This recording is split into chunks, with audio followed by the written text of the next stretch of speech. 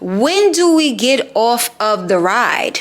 The ride of obsessing over somebody. Let me be the first to say that we have a very, very unhealthy relationship with the opposite sex.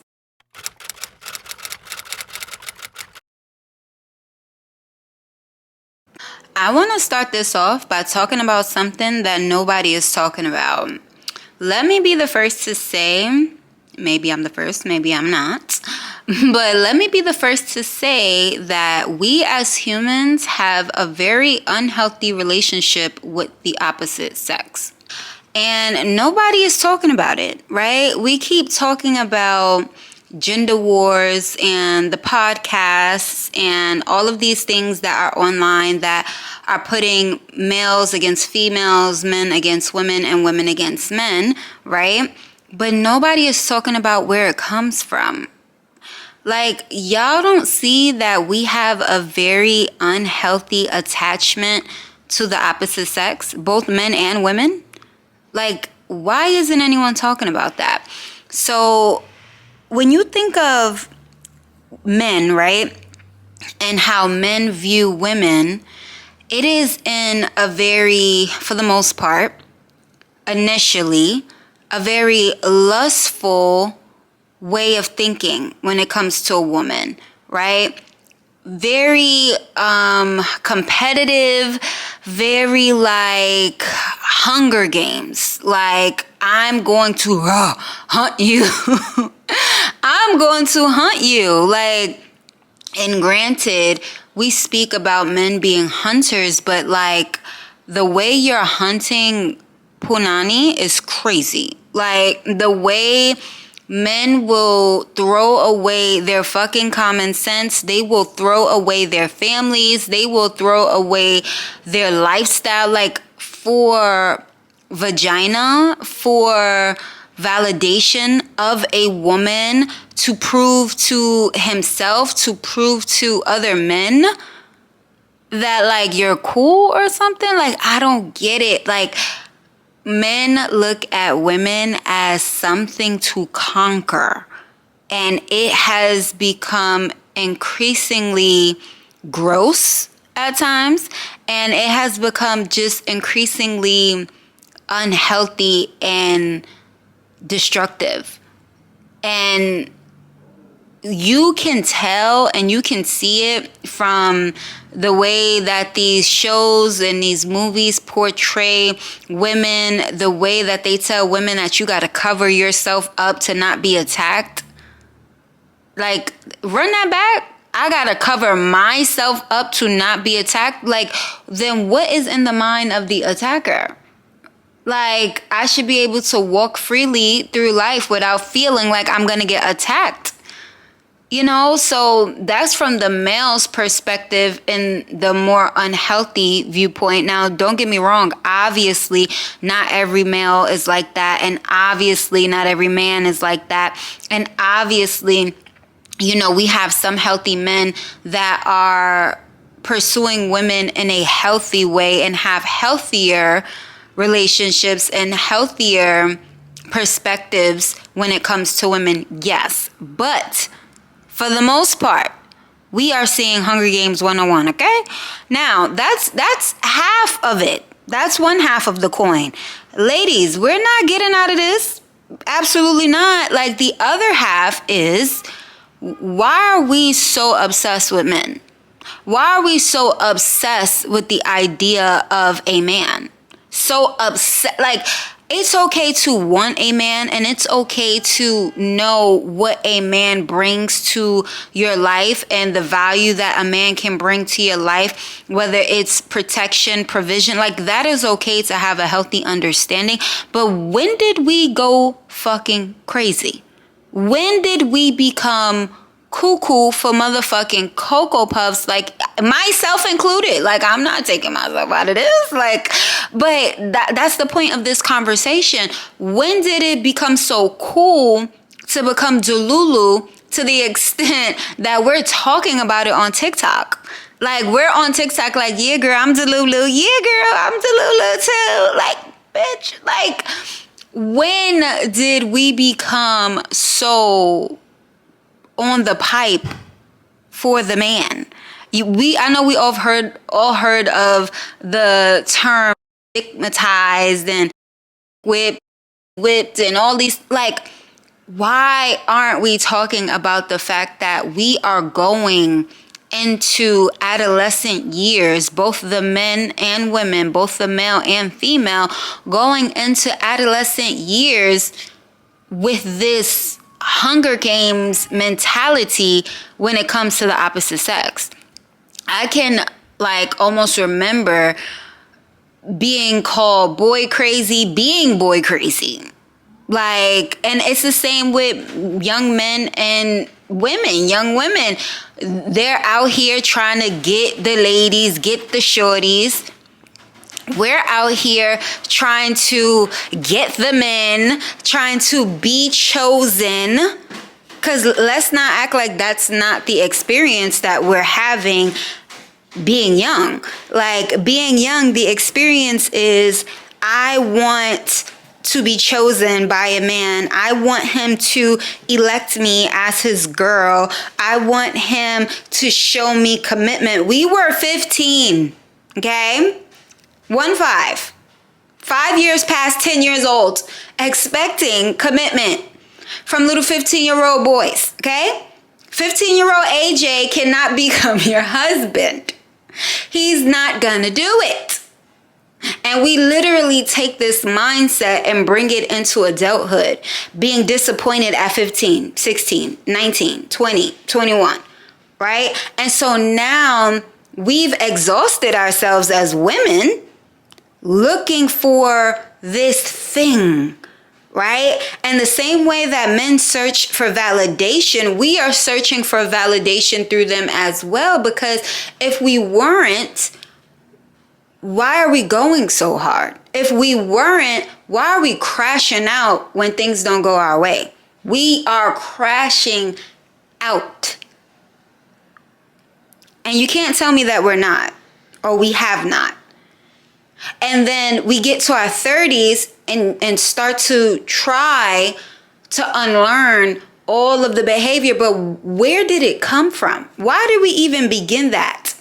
Right? And so I'm saying all this because this is something I've experienced. This is something that every single female that I know personally has experienced this. Everybody that I see online, if you look at the nature of men and women right now, everybody's crashing out. It's because we have unhealthy ties to each other. We have unhealthy attachments to each other. We have unhealthy perspectives of one another. And we are just doing it all wrong. Okay?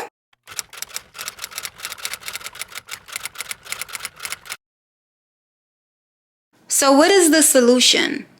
We clearly are doing something wrong initially. Right?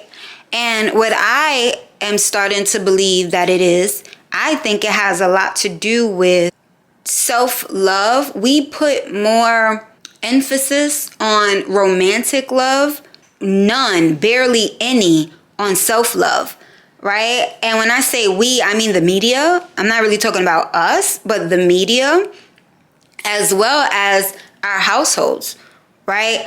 We talk more about the opposite sex when you're growing up, like, oh, you have a boyfriend, or oh, you have a girlfriend, but those same questions don't get turned around and asked in the form of self-love. Like, oh, you love yourself today?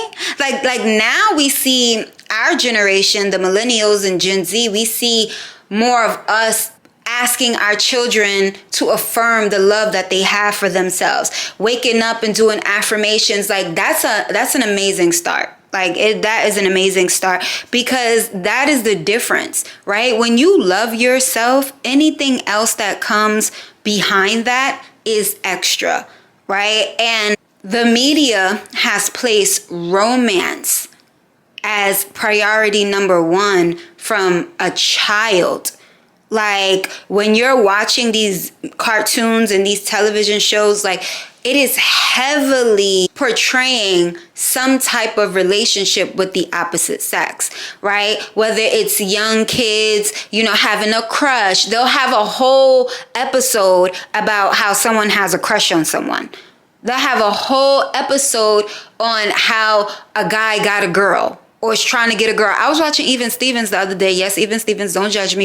And I remember Shia LaBeouf's character, I forgot his name, but his character, he literally tricked his sister into going on a date with like a nerdy boy that she would never go out with because she was popular. I don't know if it was like a double date thing, but it was all in pursuit of him hanging out with a girl.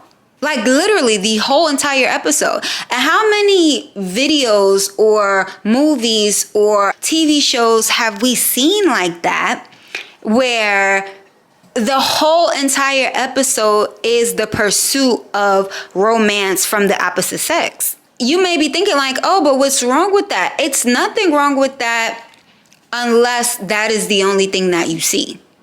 So now your mind is programmed, like we literally have been imitating what we've seen on TV. Y'all don't see that? Like we literally have become the characters in those TV shows. Think about it. We literally have become the characters in those TV shows. Think about it. And then you wake up, you're 30 years old, you're 35 years old, and you're like, whoa, wait, this don't feel right. Because they only show the glamorized part on TV, right? They don't show, don't get me wrong, like, yes, they show a girl getting her heart broken, but then the next episode, they skip it and she happy again, right? So let's say the episodes came out every Friday. So this Friday, she's sad over little AJ, right? And the episode. And then next week, she's happy and she ain't even worried about little AJ, right? But that's not your circumstance. Because in real life, when you were 15 or 16 and you was going through it over a little boy, you didn't get over it in 1 week. You didn't get over it in 1 month. Some of us didn't get over it in a year. Some of us have children with these people. Some of us have traumatic experiences, myself included, with these people. Traumatic dynamics, all of that because we have been practicing an obsessive dynamic with the opposite sex. It is nothing healthy. And it's not healthy because they're not teaching us how to love ourselves at all. And I really had to stop and think, like, when do we get off the roller coaster? Like, when do we get off of the ride? The ride of obsessing over somebody, or obsessing over the idea of love, or obsessing over the idea of protection, provision. Because if I'm keeping it a stack, a lot of this has to do with the fact that the romance that we longed for as teenagers is really a substitution for the love that we didn't receive from our households. And so you think about it and it's like, yo, you really was chasing something that those little people, little girls, little boys couldn't feel for you at that young age anyway. And then you go into adulthood doing the same exact thing. And it's this cycle over and over and over again.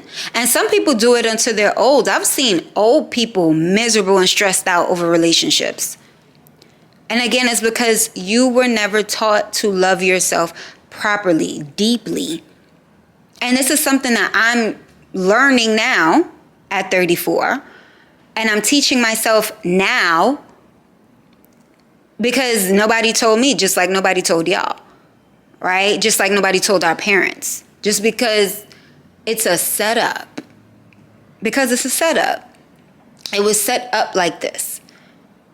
Loving someone is not a setup.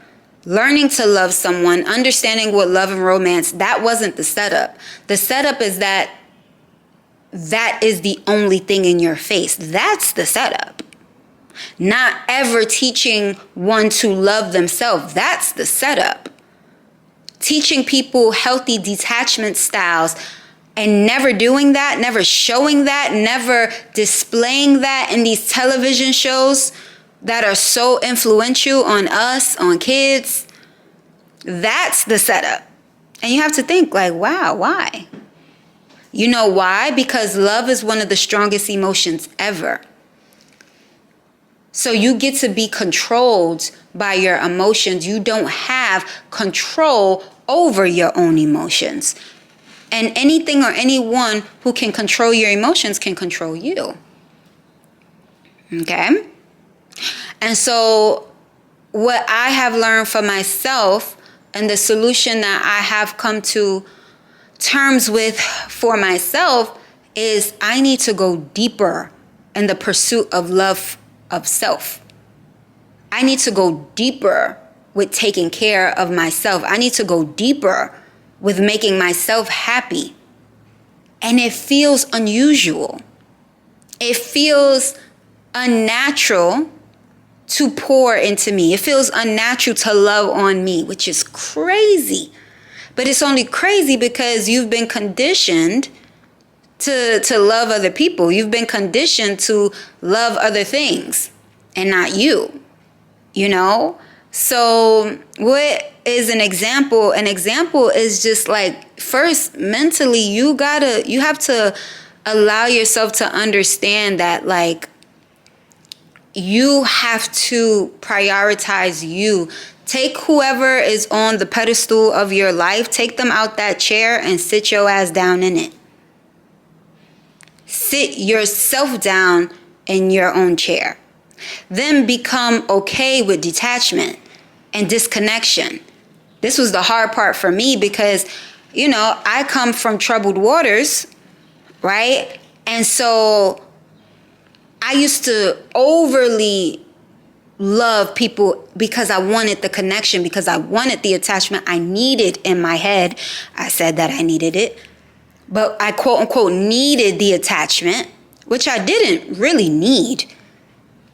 Because people are going to get up and walk away from you for the rest of your life. Whether it's good, bad, indifferent, those experiences are going to happen for the rest of your life. So you're going to keep crashing out every time? These are questions I've asked myself. You're going to keep crashing out every time? You're going to keep being upset? You're going to keep being angry? No, you have to put more of that expectation, more of those expectations and more of that energy into you. Put the power back into you so that when people come and go, there's no love loss. Of yourself. There's no love loss of yourself. You're not crashing out because you already know it's coming. When you tell yourself that this is the way that something is supposed to happen, your brain checks that off as like, okay, this is what's normal. And you only crash out when something, quote unquote, unnatural or non-normal or not normal happens. So if you tell yourself and you teach yourself and you let your brain know by not only verbally saying it, but doing it with your actions that I am priority number one. I am priority number one. I am priority number one. It is my world. It is my life. It is about me. And yes, I am following the righteousness of God. But it's God, then me. God, me, and then everyone else. And once you start to live your life with that understanding, walking in your purpose, doing things for yourself, and not putting so much weight, that's the issue. We put so much weight on people. Don't put that weight on them. Don't give them that. We are literally giving the power to them, not understanding that the power should stay within us. You understand? So once you keep that power within you, and I know, like, because I've gone through it and am going through it currently, right? I know how unnatural that feels to put yourself first. Because they told us that putting ourselves first is wrong. They told us that they're like, yo, look how crazy that is. Like, they guilt trip you into doing for others. And when I say they, it could be your parents, it could be the media, it could be, the spouses that you've had over time, because people know that doing for others benefits them. But it only leaves you assed out and in when you overly consume yourself with doing for others and neglect your own needs. And so that's why it has become so powerful to say, fuck everybody. With respect, respectfully. Like, you don't matter as much as I matter. You would never matter as much as I matter. You could be important in my life, but you will never matter as much as I matter to myself. Ever. And when you start to live like that, and move like that, everything becomes a little bit lighter. You're starting to unlearn the things that were placed on you. You're starting to accept the reality of the world, because once you start looking at the world as what it is, the reality of what it is, the fact that people are unpredictable, the fact that you can't put your all in anyone, because anybody and everybody can be unpredictable. Looking at the world as what it is and not what you think it should be, or what you think it could be. If this person did this and this person did that, well, guess what? They're not. And you can't control people. You can only control yourself. That's the key. You can only control yourself. So allow yourself the power to do for you. Allow yourself that energy. Give yourself that energy. And once you realize that, because our crazy cuckoo for Cocoa Puffs selves was thinking we gonna go through life trying to tell other people that they should love us like this. No. You don't get to tell people how they should do something. That's another one. You don't get to tell people how they should do it. You only get to show who you are, put your standards on the board, put your boundaries on the board, and then there will be people that align and people that do not. And then you use your discernment to weed out the pretenders and weed out those that do not align, because those are two different things. It could be people that don't align, and it's very obvious, and it's people that don't align and they pretend because you have something useful for them, but they have no intention on giving you any type of equally yoked relationship. So you have to use your discernment. But guess what? When you put the power in yourself and you take care of yourself and you love yourself, and you're the type of person that you don't get impressed by words, only by actions, and you allow a person's actions to speak for them, not their words, because we're not 5-year-old little girls who's gonna get impressed by what someone is saying to us rather than what they are doing for us as a part of an equally yoked dynamic. Then you got it. Then you get it. And same thing for males and men. Same thing for men. But this is for the ladies, so. But yeah, I definitely wanted to kind of raise that perspective, because there is something going on. There was a Kool-Aid that little boys and little girls sipped. It was a very toxic Kool-Aid that little boys sipped about being the man and sleeping with multiple women and having, sex to do all this and to look a certain type of way and material items. And I'm speaking specifically for the Black community. I can't really talk for others. But there was a really toxic Kool-Aid that young boys drank. And then it was a really toxic Kool-Aid that young girls drank. And those Kool-Aids had and have and has a lot of us going cuckoo for Cocoa Puffs. And that's God did not intend for us to be crashing out over each other. God did not intend for us to have such toxic energy and such animosity with one another. And a lot of people don't understand that they're under a psychosis. You're under a certain conditioning, because anything that is of God and of love is not going to make you feel less than. It's not going to make you feel worthless. It's not going to make you feel nasty about yourself. So when we start to see that these relationships are continuously growing in our community, you have to start to ask yourself, like, something is wrong. What is the problem? You understand? So, yeah, this is just another one of those things that was on my mind. And I want y'all to put in the comments if you have noticed this cycle, or if you have been a part of this cycle. But all right, y'all, I am off this. I will talk to you guys soon.